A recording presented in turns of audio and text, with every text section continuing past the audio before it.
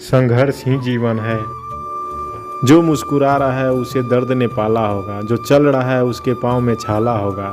बिना संघर्ष के इंसान चमक नहीं सकता, जो जलेगा उसी दिए में उजाला होगा। संघर्ष संघर्ष संघर्ष, क्यों बचे संघर्ष से? संघर्ष ही तो जीवन की आत्मा है। जितना कठिन संघर्ष होगा उतनी ही शानदार जीत होगी।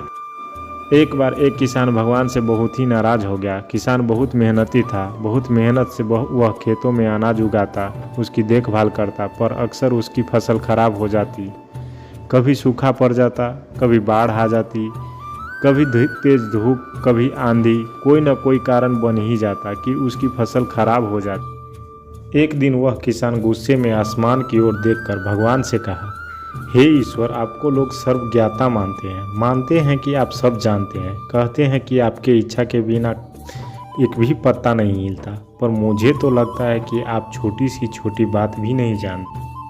आपको तो ये भी नहीं पता कि खेतीबाड़ी कैसे करते हैं। अगर आप जानते होते तो हर समय जो बाढ़, आंधी, तूफान आते हैं वो कभी नहीं आते।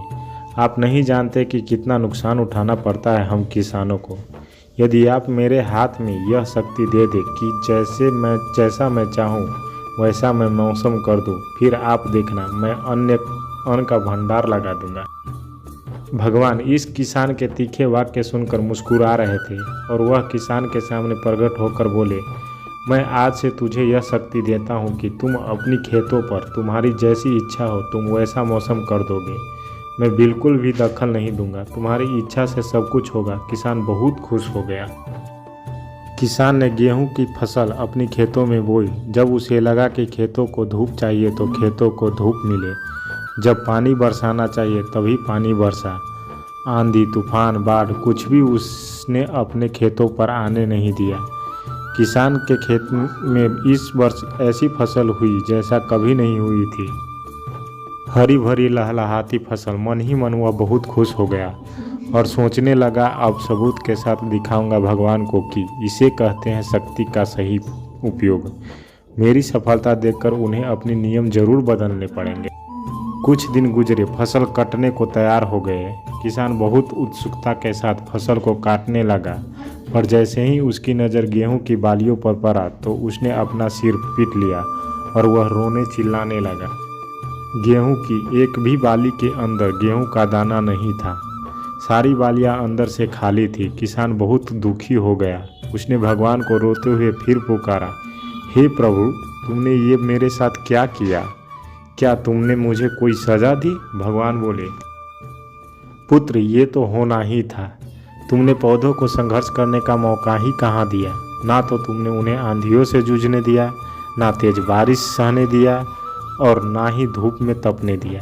एक भी चुनौती का सामना तुमने उन्हें नहीं करने दिया, इसलिए सारे पौधे अंदर से खोखले होकर रह गए। जब आंधी, तूफान, तेज बारिश और धूप पड़ती है तभी ये पौधा अपने अस्तित्व को बचाने के लिए संघर्ष करते हैं और इसी संघर्ष से एक बल पैदा होता है जिसमें शक्ति होती है, ऊर्जा होती है। और यही ऊर्जा पूर्ति तेरे गेहूं के दानों की तरह जो नहीं फूटी, तूने उन्हें कठिन परिस्थितियों से गुजरने ही नहीं दिया जहां उनके अस्तित्व का जन्म होता है। सारे बालियां इसलिए खाली है, इसमें एक भी गेहूं का दाना इसलिए नहीं है क्योंकि तुमने अपने पौधे को संघर्ष कराया ही नहीं। याद रखिए, स्वर्ण में स्वर्णीय आभा तभी आती है जब वह आग में तपने, गलने और हथौड़े से पीटने जैसे संघर्षों से गुजरता है। कोयले का टुकड़ा हीरा तभी बनाता है जब वह उच्च दाब और उच्च ताप की मुश्किल परिस्थितियों से गुजरता है। इसी तरह यदि हमारी ज़िंदगी में कोई संघर्ष ही ना हो, कोई चुनौती ही ना हो, तो हम भी गेहूं की बालियों की तरह खोखले रह जाएंगे। कोई अस्तित्व नहीं होगा हमारा।